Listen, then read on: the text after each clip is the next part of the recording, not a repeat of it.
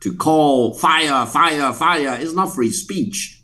It's really anarchy. I'm so proud that China is now the standard bearer of free trade in the world. To what extent do you think that imposition is driven by sort of a racist view of Chinese people? It's not a human rights issue. It is whether you abide by the Chinese law. The reality is that China is the fiercest defender of the legitimate interests of Palestinian people. In 75 years of history, 6,000 monasteries have been destroyed and about 1.2 million Tibetans have been killed.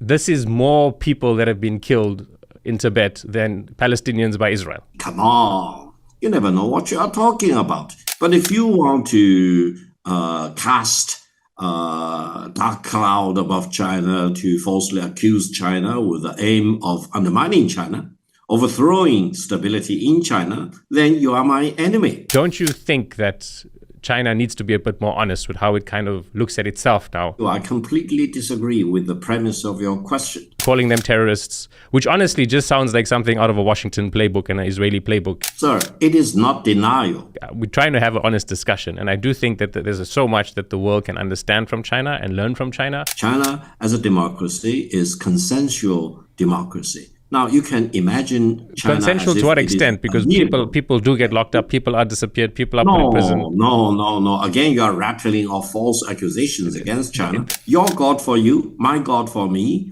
and let's live and let live. So I tell my friends, maybe the Chinese originated from Dragonsburg, because we always say we are descendants from the dragon. Hi, welcome to another episode of Unapologetic. I'm your host, Ishfaq Karim, and I'm very pleased today to be speaking to Victor Gao. Victor, welcome to the show. Thank you very much for having me. Victor Gao is, you've probably seen his face around. He's one of the most fiercest and articulate defenders of China and China's state. Previously the translator for the Communist Party leader Deng Xiaoping. And Victor, it's going to be, I'm very excited about this conversation. It's going to be, the aim of the conversation is not hopefully to be as confrontational as the conversations you have with Western journalists usually are. We're going to try to understand China, its history, why there's sort of like almost a condescension towards China from Western powers. But yes, because China is a rising power, it has been for a long time, and because there is a history of troubling human rights, we will talk about that. But I mean, the crux of the interview is not going to be about that. So welcome to the show. Thank you very much for having me. Okay, recently, I mean, there's a clip that's gone viral of you, and I'm sure you know what it is, in a Channel 4 interview in response to Trump's sort of tariffs, which were, I mean, now I know that there's been negotiations over the weekend and they're going to be lessened. But you say in that interview, you say, China has been around for 5,000 years. Most of that time, there was no United States and we survived. Why do you think that when you speak to Western journalists or when Western journalists speak about China, there's just so much general condescension towards China? Well, I think China today is the megatrend of the world. Whether you like China or not, you need to live with China, live in peace with China, and get along with China. Therefore, any kind of condescension or prejudice against China is not in your own interest. What I do actually is to help you to have a better understanding of the realities in China. And when, for example, the Channel 4 journalist who very professionally asked a question about China may lose out on the exports to the United States, she was focusing on a very important issue, actually.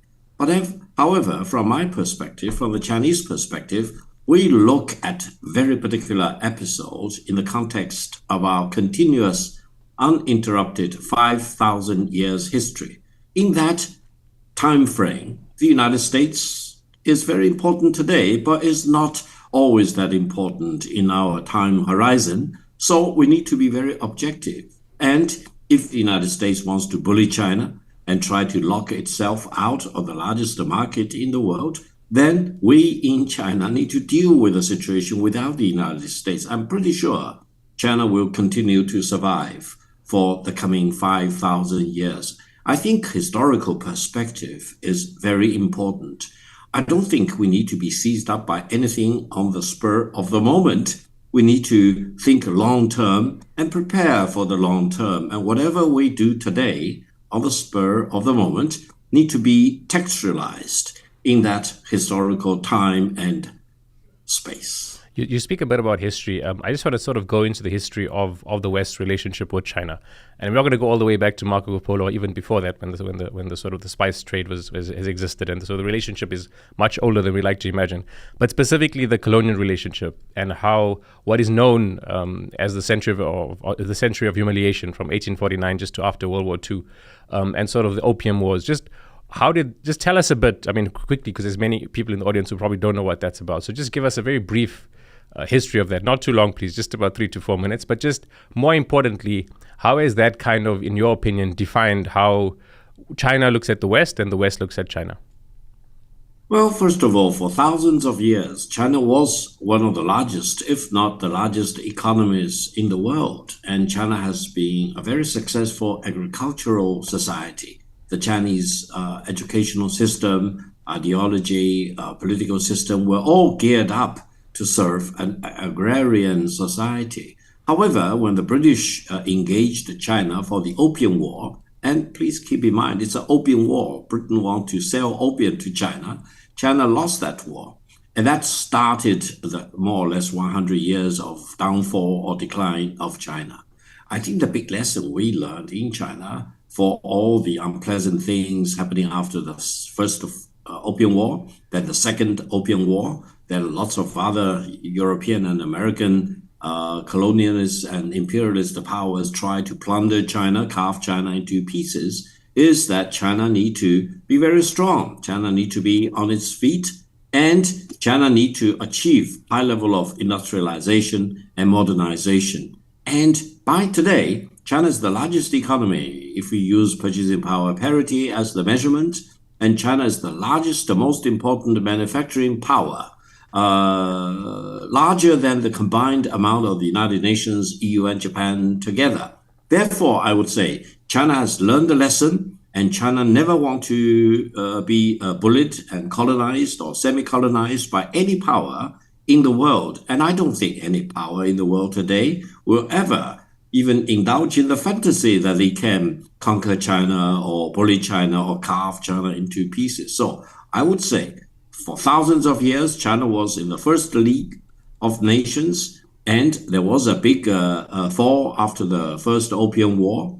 And now we have fully recovered, and China is completely on its feet, ready to deal with the rest of the world, including countries big or small, as equal. And China does not want to dominate above anyone else, but China will never allow any other country to dominate above China. What do you think? I mean, you've been appearing in the media now for almost 2 decades, speaking on behalf of China. You obviously you've been exposed to sort of media circles and powerful circles. What do you think fundamentally the West doesn't understand about China? Well, it depends on which country you are talking about. If we zoom in on the United States, I think the establishment in Washington, if I may use that term, is worried about 2 things about China. First of all, they worry that China eventually will surpass that of the United States. But the reality is that China is already much larger than the United States. For example, in terms of the economy, in terms of PPP, purchasing power parity, China is already about 130% that of the United States. Now, in terms of many other things, for example, the production of automobile, production of iron and steel, cement, concrete, fertilizers, and chemicals of all kinds, etc., China normally is not only larger than that of the United States, the Chinese production is normally more than 50% of the global production. Therefore, I think people in Washington really need to come to terms with the fact that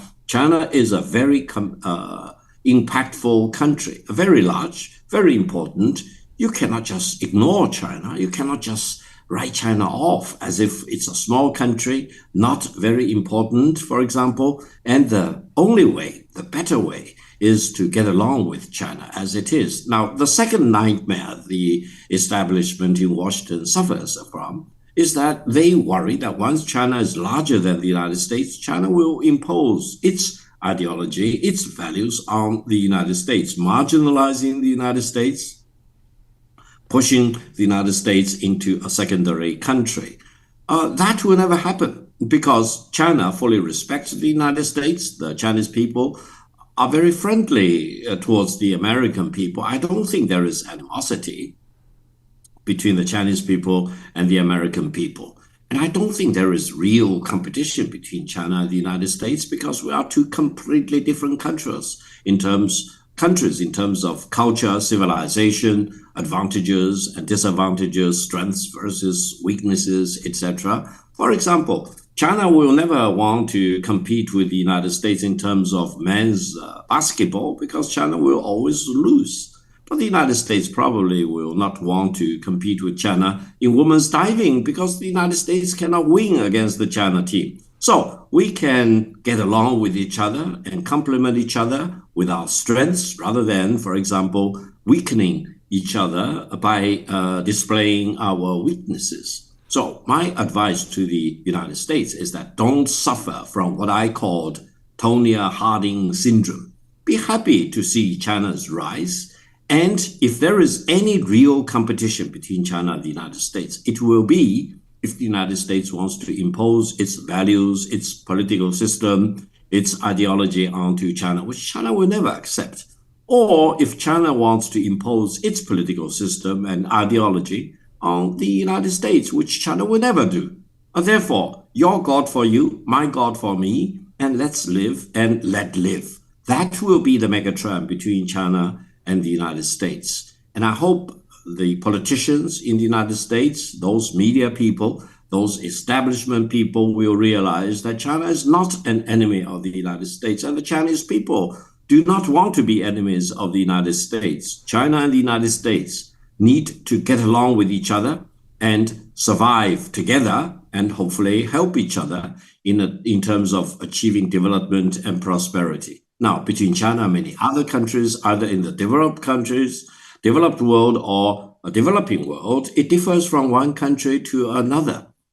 But I'm afraid over the past 10 years or so, many countries have been brainwashed by Washington, especially by those forces within the former United States US AID, Agency of International Development, which really fabricated lots of things about China and mobilized all its forces and coming up with all the allegations, false allegations, if I may emphasize, about China. So I hope countries, including the United States, will need to be very realistic and pragmatic about China. China is a force for good. China is a megatrend to be accepted and engaged with, rather than a country you want to fight against or throw a wedge into China's peaceful rise. Okay, Victor, you've spoken about a few important things there, and you mentioned that sort of, it sounded like you said through propaganda of US aid, or sort of there's been slurs assertions made against China. We're going to deal with some of those things. We're going to deal with the history of some of the human rights atrocities and crackdowns in China. But before we get there, there is sort of this view on China, that there's almost this view that we need to impose some sort of liberal democracy on China, and almost make China, in terms of how it's governed and run, a secular Western democracy as is understood in Europe and the USA. To what extent do you think that imposition is driven by sort of a racist view of Chinese people and sort of a colonial view that still exists in these countries and the way they deal with all sort of non-white nations? And how do you think that hampers their thinking? But bear in mind, after that, we are going to address some of those things that you call sort of brainwashing and talking points that are made in circles of US aid, and I guess it's other circles as well. But yeah, initially, just how much of that sort of view do you think is just driven by, is it just, as you mentioned, global power politics and the fact that China's rising and has a strong military and a strong economy, or do you think it's also just, there's an element of identity politics and racism? Well, you are raising a very important and very complicated questions. I don't think there is only one answer to your question. For example, I firmly believe that no democracy, there will be no modernization. And now that China has achieved one of the fastest growing and the best and the most successful version of modernization, by implication, it means China actually embraced democracy. Because if China does not embrace democracy of its own kind, China would not have been able to achieve modernization at such a large scale. Now, the second thing is that indeed, if you really look at the U.S. Bias and prejudice and bigotry against China, I would say at the core of that bigotry, there is a level of racial discrimination. And they forgot that the Chinese civilization really lasted much longer than the Western civilization by any stretch of the imagination. And throughout the ages, China really made some of the greatest contributions to mankind. And China has always been a very important factor in terms of humankind civilization. And therefore, China has its chance to bounce back and really claim the lost land, if I may use that term, in terms of new and additional and more important contributions to the civilization of mankind. And therefore, for those people with bias, bigotry, and discrimination against China, I think the best solution is come to China, try to understand China, engage in equal terms of discussion with China, try to really be pragmatic and realistic about China. Because your bigotry and prejudice and bias will not work. It will not generate any real benefit for you or for the American people or the people in Europe. It's time to engage China as it is and see both the positive side as well as the negative side in China. Because I believe every country in the world has this combination of the positive side versus the negative side. And if you criticize China with the purpose of helping China to improve and overcome the problems, be my guest. I'll be very much be your friend. But if you want to cast a dark cloud above China to falsely accuse China with the aim of undermining China, overthrowing stability in China, then you are my enemy because you are not reflecting the realities on the ground. You need to be brave and realistic and pragmatic in understanding what China is.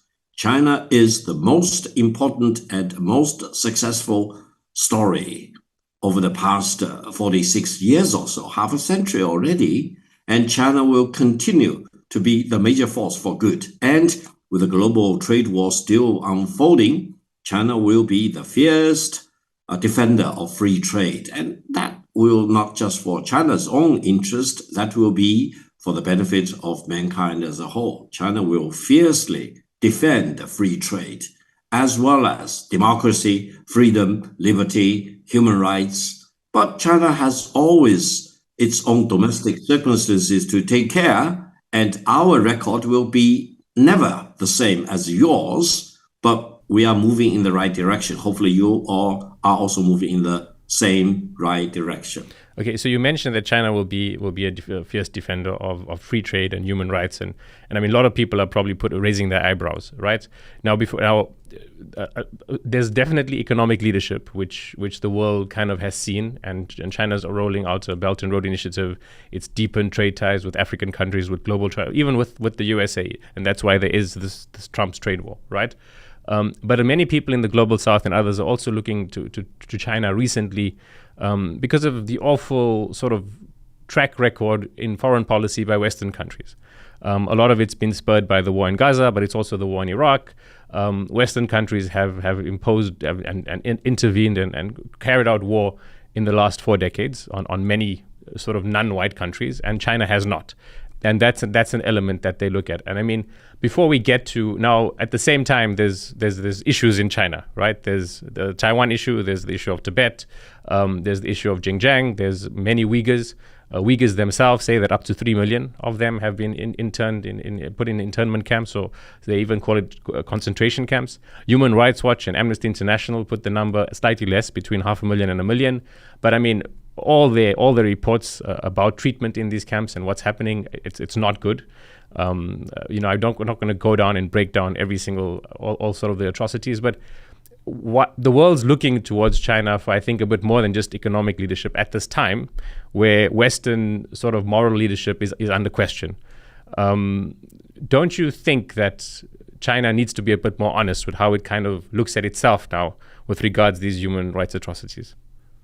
Absolutely not. While I have full respect for you, I completely disagree with the premise of your question. Let's talk about that one by one. Taiwan's status is written in history. It's carved in stone. Read the Cairo Declaration and the Potsdam Proclamation, which dictated that Japan, which was occupying Taiwan at the time before 1945, need to unconditionally surrender Taiwan back to China. So Taiwan is part of China, written into history, carved in stone. No one can change that. And whatever that happens across the Taiwan Strait will be solved domestically as an internal matter, rather than, for example, as described by some other countries, one country invading another country. And allow me to emphasize, the unification of China will take place during the lifetime of most of your viewers. Don't pretend to be surprised if one day Taiwan and mainland China are reunited peacefully, hopefully, but non-peacefully if it has to be, because we need to really guard against the urges of the separatists in Taiwan, as well as some foreign countries which want to push for the separation of Taiwan from mainland China. You talked about Tibet.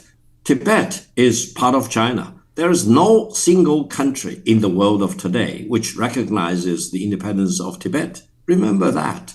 So whatever problems there are in Tibet are purely China's domestic issues, and I'm pretty sure that China can solve whatever problems there are in Tibet peacefully for the benefit of everyone living in Tibet. So don't imagine Tibet as if it is a separate country. It will never be a separate country. There will never be a Republic of Tibet, for example. Tibet will always remain part of China. You mentioned Xinjiang and the Uyghurs. The Uyghurs are brothers and sisters. They are only one of the 56 ethnic groups in China. And in China, we emphasize that all ethnic groups, big or small, large or small, need to be treated as an equal. So the Uyghurs enjoy full rights with all the other 55 ethnic groups. That's number one. Number two is that, yes, indeed, there are some terrorists, especially involving the Uyghurs. Do you know what's their real goal? Their real goal is to separate Xinjiang away from China, to establish a kind of what they call East Turkmenistan Caliphate in Xinjiang. Now, let me tell you, this will never be possible. It's dead before it is put onto the table. China will never allow Xinjiang to be separated away from China to become a so-called separate country or independent country. So it's not a human rights issue. It is whether you abide by the Chinese law, which dictates that no one in China should ever indulge in any activity which may be aimed at separation of any part of China away from China. So when you talk about the Uyghurs or some of the issues involved in Xinjiang, it's not a human rights issue. It is, if it ever exists, whether there are people with the aid and abetting of foreign forces which want to separate Xinjiang away from China. So let's be honest. Let's call a spade a spade. Let's be honest, right? I mean, how can you say it's not a human rights issue? Let's also, I mean, I've given you a long time to speak, so let's try to break all of those things down. So with Taiwan, I mean, it sounded like you were saying if Taiwan can't be, reunited with China in a peaceful way, then we will create war and we'll conquer it. It just frankly sounded like that. With Tibet, now, irrespective of if Tibet belongs to China or does not belong to China, or is recognized by China or not recognized by the rest of the world as an independent country or not, or even irrespective of if the majority of Tibetans want to be part of China or not, right? The bottom line is, in 75 years of history, 6,000 monasteries have been destroyed and about 1.2 million Tibetans have been killed. This is more people that have been killed in Tibet than Palestinians by Israel. This is a big deal, right? And in terms of managing what you call the separatist movement in Xinjiang, wouldn't a better way be to sort of put out an olive branch and allow people their identity, allow people their ideas, and sort of allow the people in Xinjiang to be part of this amazing sort of economic development that has been through China, instead of sort of alienating them, calling them terrorists, which honestly just sounds like something out of a Washington playbook and an Israeli playbook, and it's like it's typical empire thinking and imperial thinking. There's terrorists out there. They're trying to assert independence, and we're going to go and crush them. Aren't there better ways, for China to think about these issues than we are one China and we will suppress anything that we think is not sort of aligning with that policy? Again, with due respect to you, let me differ with you in very significant ways. And let's talk about what you mentioned in three categories, one by one. Taiwan will never be able to be an independent country. And if you do not believe me, just look at what former President Abraham Lincoln did to the Confederation after they declared independence from the Union.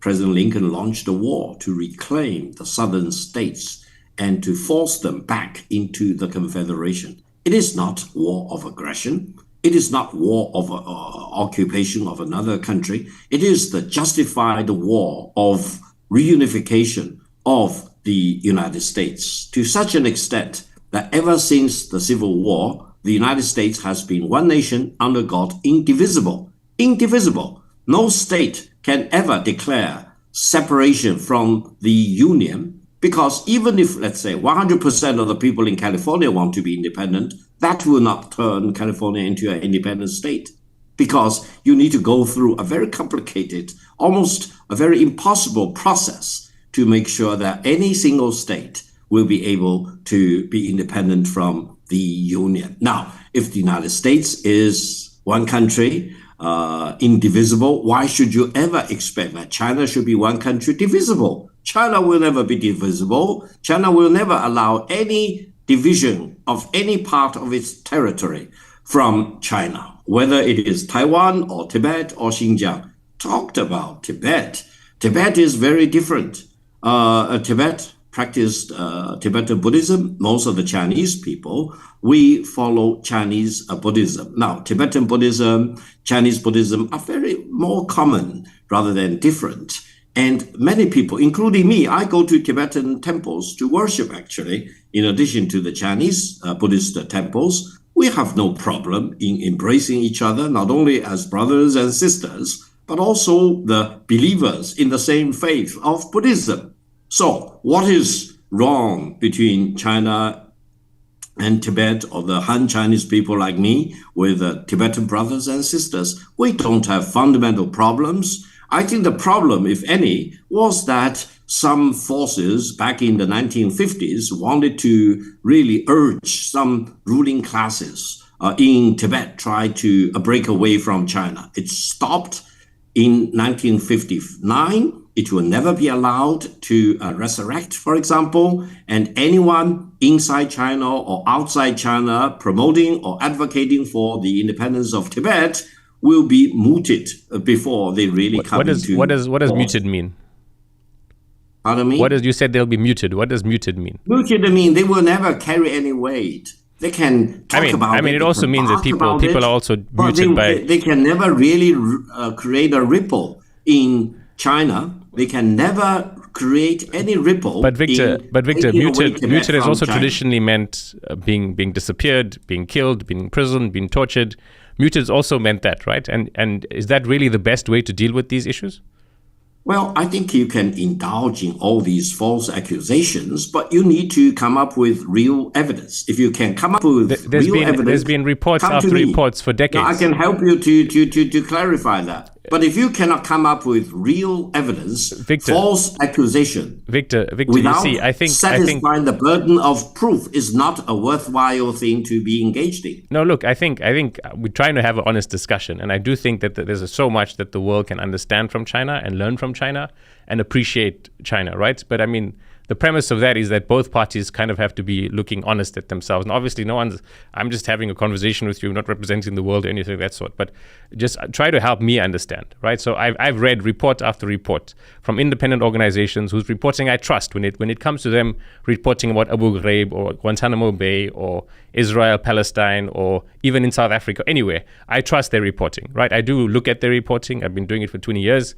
I do approach it critically, but I trust their reporting. So those same organizations, Human Rights Watch, Amnesty International, there are others, say that horrible things have been happening historically, and presently, extremely horrible things are happening in Xinjiang and have been occurring for the last 7 or 8 years, right? Now, I think there's a way to approach it to say nothing bad is happening.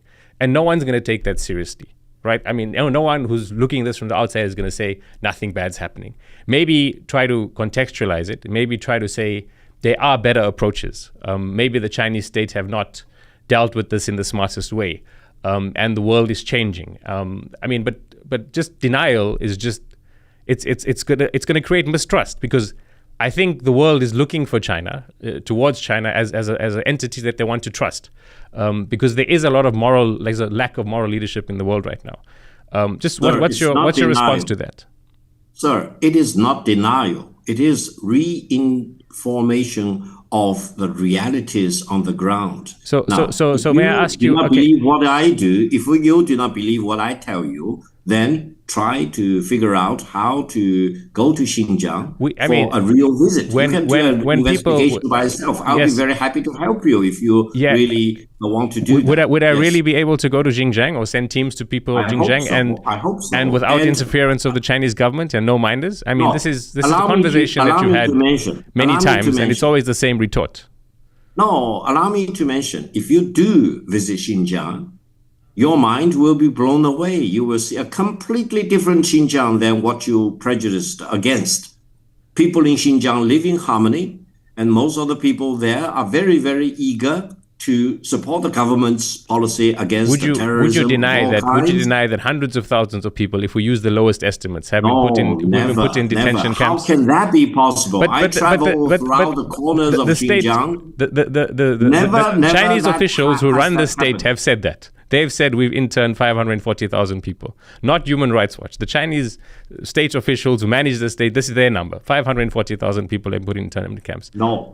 You misread the Chinese reports. You need to do better homework. And I hope you will apply a lot of scholarship and seriousness and professionalism in whatever data you read about. And I can assure you, with all my sincerity and professionalism and academic achievements, that what you mentioned is completely against the realities on the ground in Xinjiang. I wished one day I can visit Xinjiang, and I'd like to understand the truth. So. Sooner the better. But I do think 100%, I agree. Sooner the better. I do think we're definitely not gonna agree on this, but just when it comes to Human Rights Watch and the reports and Amnesty International reports, do you believe their reports on Gaza? Do you believe their reports in other places of the world? What's your thoughts on Israel's atrocities in Gaza? Listen, China firmly condemns the Israeli atrocities against the people in Gaza. The reality is that China is the fiercest defender of the legitimate interests of Palestinian people. This is not only for today, but for decades. And China has always been supporting the Palestinians without any reservation. Comparing China with any other major countries in the world, I don't think you would draw any comparison, because China is unconditionally supporting the Palestinians, whereas other countries may have their own separate agenda, etc., etc. They may even be involved in the atrocities committed by the Israeli government and the armed forces against the innocent people in Palestine. So I would say, when you talk about Israelis versus the Palestinian people, keep in your mind, China is the fiercest defender of the legitimate rights of the Palestinian people. Now, that should help you to better understand China's position in Xinjiang. Xinjiang is part of China. Israel or Palestine are separate, away from China. But the same philosophy applies, because China respects the people of faith who are believers in Muslim and Islam. We treat them with equality and we support them as much as we can. Look at China-Pakistani friendship. Look at what the Pakistani people achieved in their recent air war against India. China has no reservation in sharing its best weapons with the Pakistani people, and only with such unconditional support from China for Pakistan, which is one of the largest Muslim populations in the world, that Pakistan can survive and fully protect its sovereignty and territorial integrity. Now, these are convincing examples to show that China is not an enemy of the Muslim world or the Islamic world. China is the best friend of the Muslim world. China cares about the fundamental interests of the people who are Muslims in the world, both outside of China as well as inside China. both the Muslim people in Palestine or elsewhere, or in Pakistan, as well as our Muslim brothers and sisters in Xinjiang or many other places in China. Okay, so I mean, I there's a few things that you mentioned. On the Palestine thing, yes, we've heard the Chinese sort of sentiment that they're behind the Palestinians, and you've articulated it very well here. Do you think, though, that the Chinese government could have done more? I mean, in the last 19 months of genocide, China, as you mentioned, has the second biggest army in the world. I'm not asking for military intervention. That will probably just bring more violence. But do you think they could have done more? Sort of, I mean, it's really difficult to imagine a future for Gaza, irrespective of if Netanyahu stays there, if he moves out, if whatever occurs. I mean, just how it's going to be reconstructed, if it ever will be reconstructed. It's very difficult to imagine what will happen there. And I understand that that's not your government's doing. That's the US funding Israel. But do you think China could have done more? Secondly, absolutely, China has a lot of friendly relations with many Muslim countries. But I think the issue in Xinjiang is not. It's about identity suppression, and it's about what you say are thoughts of terrorism and separatism, and that's sort of the clash, right? And there seems to be this China behaves with extreme, really brutally and very, very sort of black and white when it comes to suppression of internal state affairs or identity of what the state should be or what you call the one China policy. And from a foreign policy perspective, absolutely, China is flexible, they're malleable, they want to kind of see the world prosper through, obviously they want to benefit, but it's kind of a win-win relationship. And that's not what we're kind of contesting. But again, don't you think some of those amazing tools that the Chinese government uses when conducting foreign policy can sometimes be used to think about the people inside of China or everyone inside of China, what you call sort of Greater China, and just sort of deal with that in a more diplomatic, smart, friendly way where people are given, you know, the freedom to sort of cultivate their identity and not be forced to sort of have some sort of loyalty which the state is defined. Well, you raised two important questions. Let me address them separately. The first one is about Israel and Gaza and the U.S. role in supporting Israel, committing all these atrocities against innocent people in Gaza. I think from the Chinese perspective, as I mentioned, China fiercely condemns atrocities committed by Israel against Israeli, Palestinian innocent people in Gaza, especially the wanton, indiscriminate killing of the Palestinian people in Gaza. Now, we all know for sure that the Israeli government's ultimate goal is to seize the land of Gaza, try to drive out the Palestinian people from Gaza. This probably will be ethnic cleansing. This probably will be considered as crimes against humanity. And China, as a permanent member of the Security Council of the United Nations and a very important member of the United Nations General Assembly, will do whatever is necessary to rally political forces to condemn the Israeli atrocity against the people in Gaza and to protect the sovereignty and the integrity of the Palestine state. China has called on many occasions for full recognition of the United Nations for the state of Palestine, and China will never stop before this goal is fully achieved. Now, if you look at China's relations with all the other Arab countries, Muslim countries, big or small in different parts of China, of the world, China applies the same attitude. Valuing Islam, valuing the Muslim world, show respect to the Arab countries, etc. Deal with all these Muslim people as brothers and sisters. And that's one thing. And I do not really need to go into more details about what China is dealing with the Muslim world, with the Arab world, with the Palestinian people.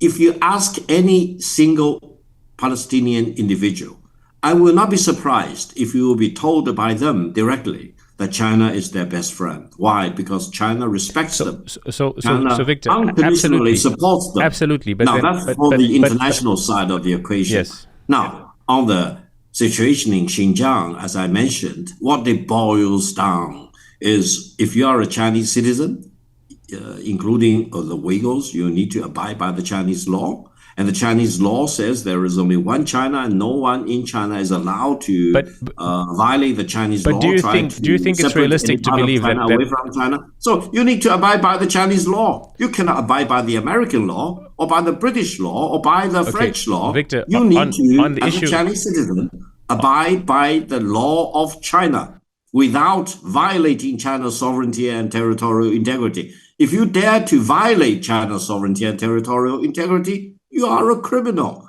deserving to be punished by law after a due process, of course. Victor, so it sounds like don't confound the violation of law with Victor, rights issues. It sounds like this is a circular discussion. I keep on saying that all the 540 minimum that the Chinese government Who came up with the number? Did you count? Right? Did you count? Okay, irrespective, 100,000, 200,000, 3 million. Did you count whether it's 10,000, 100,000? It's definitely not 10,000. It's, I mean, have you employed an auditor to account? I mean, I don't. We go on reports, and we've spoken to many Uyghur people who are now in London. Previously, in other parts of the world where I've reported, we've spoken to Uyghur people where we have their accounts, and we're not going to agree on the numbers. And I think it's fine that we don't agree on those numbers, and we are not going to agree that everyone who's locked up is a separatist, who is militant, or is not just someone who's necessarily just trying to practice their be faithful to their identity, whatever that identity may be. It's just that, and I think this is the crux of the issue, is that there's so much good to be seen in China. It's really done amazing strides in terms of economic development. It hasn't been in the last 50 years a massive. In fact, throughout its history, it hasn't really been an imperial force in terms of going elsewhere to other continents and colonizing. But I guess, and this is what I'm trying to understand. I'm trying to understand that there are ideas of representation which are beyond what a liberal democracy is, right? But that doesn't mean representation isn't important.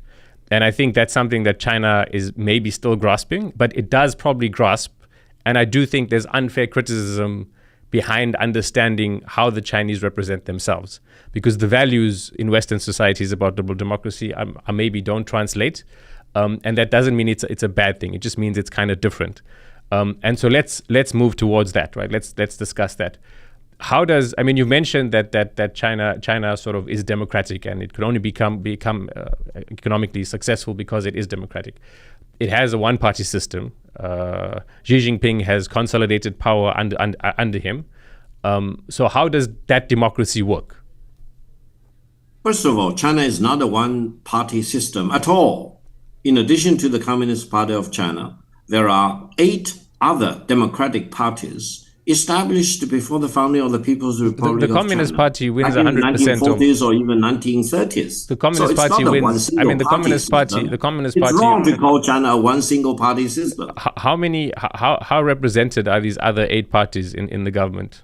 Let me tell you. There are 8 democratic parties. Then there is a huge group called the Chamber of Commerce of China, which represents all the private-owned enterprises and private business people, which counts for tens of thousands, for example. Then there is another group called the People Without Political Affiliation. Now, anyone who is not a member of the Communist Party of China, who is not a member of one of the 8 democratic parties, can be considered as a person without political affiliation. So you are talking about this huge collection of people. Now, for each of the 8 democratic parties, I think their members rank into millions each.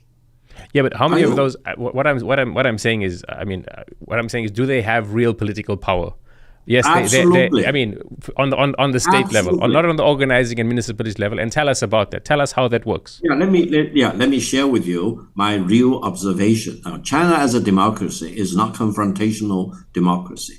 China as a democracy is consensual democracy. Now, you can imagine China consensual to what extent? Because people do get locked up, people are disappeared, people are put in prison. No. Again, you are rattling off false accusations against China. It's not false. Come to China, I will invite you to a cup of tea or a cup of coffee to help you to see the realities in China. But allow me to make that a comparison. If you conceptualize China as a vehicle with 4 wheels, China wants to make sure that the 4 wheels are aligned in the same direction, creating maximum efficiency and productivity. Now, if you imagine the United States as a wheel, as a vehicle, also with 4 wheels, surprisingly, the 4 wheels may be aligned in different directions. Maybe 2 directions, maybe 3, maybe even 4 different directions, normally ending up with paralysis, with dysfunction, with very low efficiency,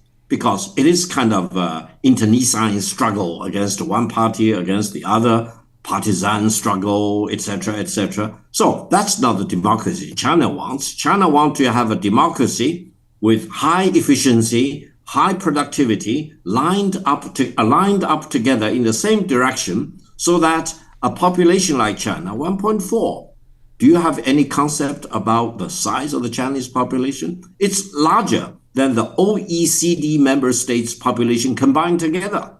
It's larger than all the Western developed countries' population combined together. So if anyone believes that to run China as a political system is easy, come on. You never know what you are talking about. You are talking about the largest population. And you may say, well, India also has a large population. Sure. But the size of the Chinese economy today is about 5 times as big as the Indian economy. So you are talking about not only a very large population, a highly successful economy, very much industrialized, very much focused on production and manufacturing, with science and technology as the driving force, for example. To run China as a government entity is possibly the most difficult thing in the world. No leader in the world, no scholar in the world, no professional in the world should ever underestimate the difficulty and the challenge of running a country as big as China, which in terms of the size of its economy is about 5 times that of India. Victor, I do agree. I think it must be a really massive challenge to manage a country like China. It's big, it's grown a lot, and it must be very challenging. But do you really think that allowing more free speech, not even full free speech, right, but more free speech or more independent media is going to derail China? Like, is it that fragile? No, free speech is always a virtue. I always advocate and promote free speech. However, free speech does not exist in a vacuum.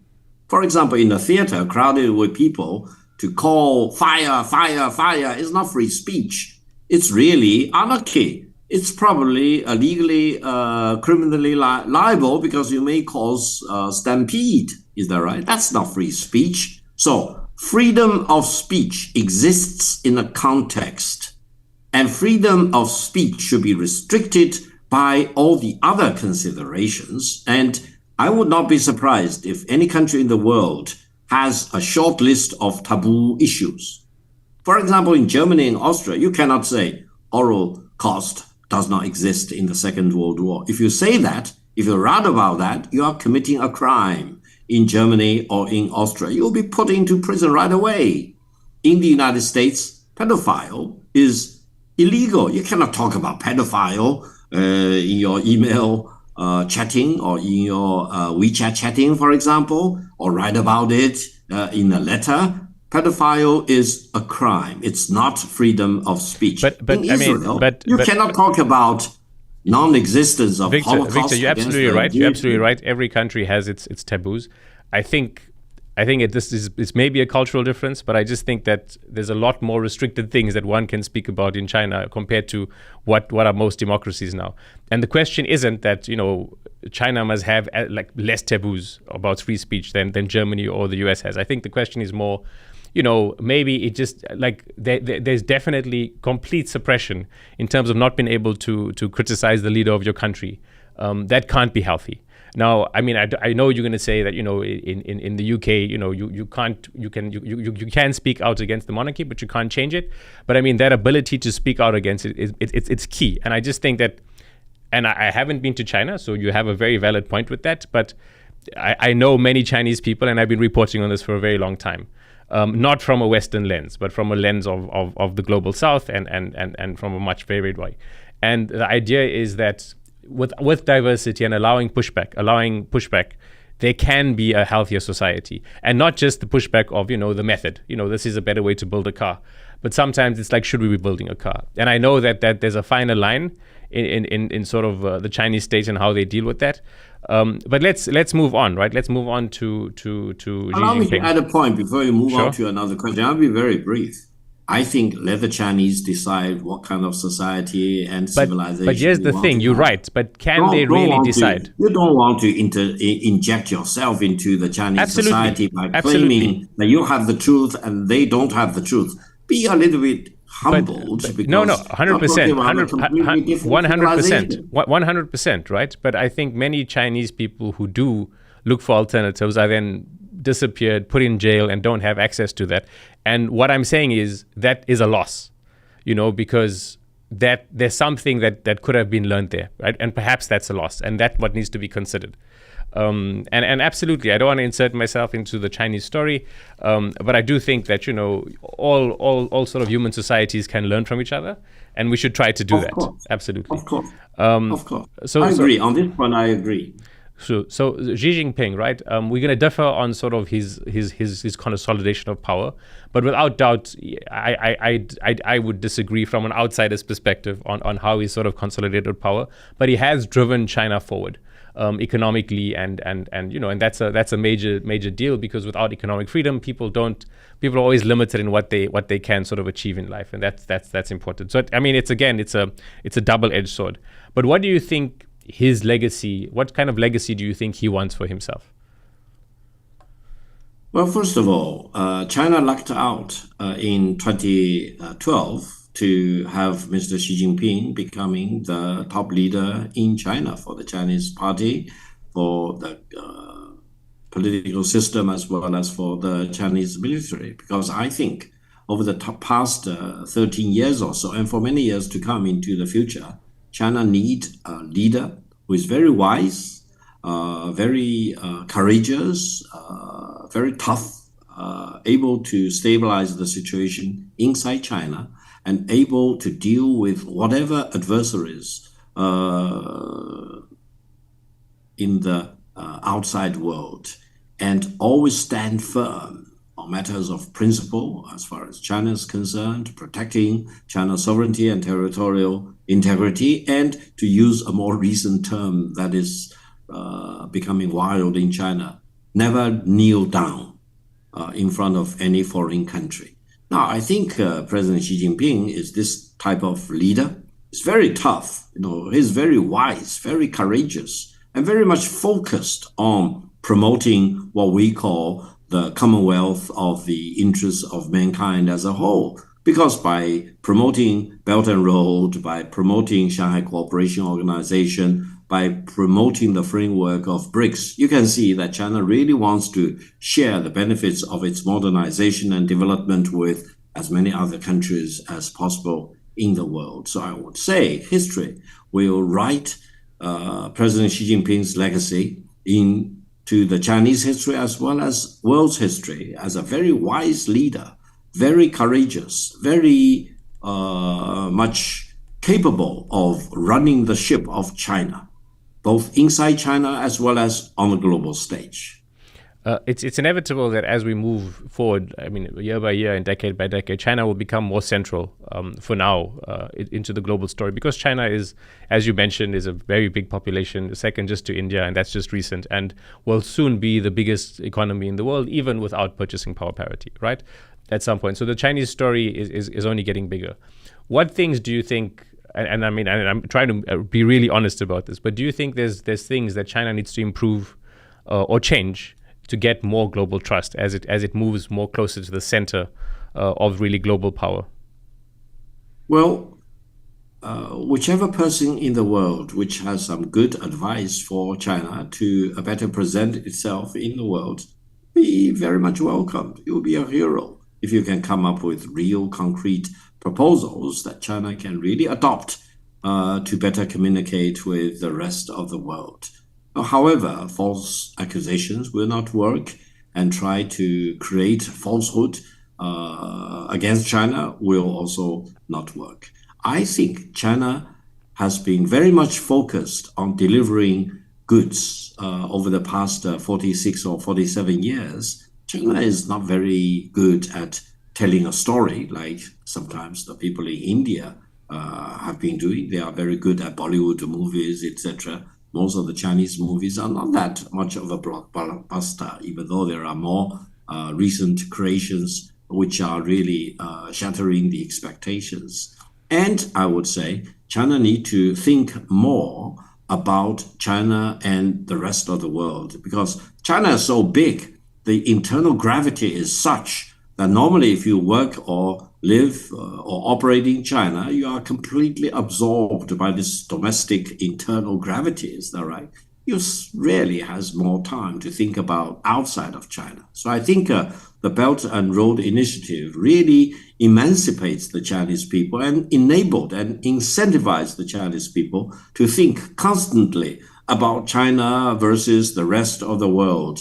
We are just starting. The Belt and Road Initiative started more or less in 2012, 2013. It's only about a decade old, and we need to be engaging with the rest of the world collectively, as well as with each of the countries in the world, much more so intimately, so that both the rest of the world and China, both the people in the world and the Chinese people, will understand each other better. We can chat, we can share stories, family stories, etc. more, and the world will become a merrier place and a happier place, because I truly believe China, being one of the most important political force in the world, is a force for good, is a force for free trade, it's a force for development, force for peace and stability, which will be welcomed by the rest of the world. Okay, just a final question. There's a lot of people probably seeing this and people who may see this later on, and they have deep mistrust in both Western powers, the US, the UK, the EU, and a lot of mistrust in the Chinese. What is your message to them? Well, I think the real choice for the people in the world of today is not between China versus the United States or China versus Britain or China versus the EU. The real choice is between whether the United States or EU or Britain or China is doing the right thing or the wrong thing. Now, if the United States is doing the right thing, why don't you want to follow in their footsteps? If the United States is doing the wrong thing, why do you want to be tempted in following that footstep? Now, it's the same thing for EU or France or for Britain or for Germany or for any other country, including for China. If China does the right thing, why don't you want to work with China? If China is doing the wrong thing, never follow China's leadership. I will urge you, don't follow China's leadership or footstep. So the real choice is whether some country is doing the right thing or the wrong thing. And you need to use your own brain to come up with your own judgment. Now, in the more recent global trade war, allow me to emphasize, the United States is doing absolutely the wrong thing in launching this global trade war, the tariff war, against not only China, but the rest of the world. China is doing absolutely the right thing in defending free trade and in absolutely measuring up against the United States in terms of, for example, retaliation against the one-sided maximum tariffs against China. This is the reality. We all need to fully understand what China is doing versus what the United States is doing. The United States is wrong in launching the trade war. China is doing the right thing in defending free trade. I'm so proud that China is now the standard bearer of free trade in the world. Victor Gao, thank you so much. I've thoroughly enjoyed speaking with you, and it's been a pleasure. Thank you very much. It's a great honor to work with you. Excellent. Thank you.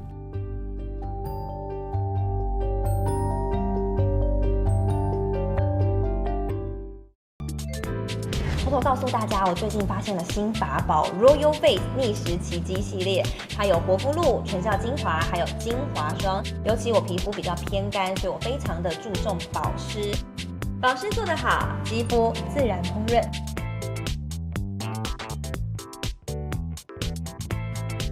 提亮肤色更年轻，抚平皱纹超有感，而且气色变好。用心保养，每天都更美一点。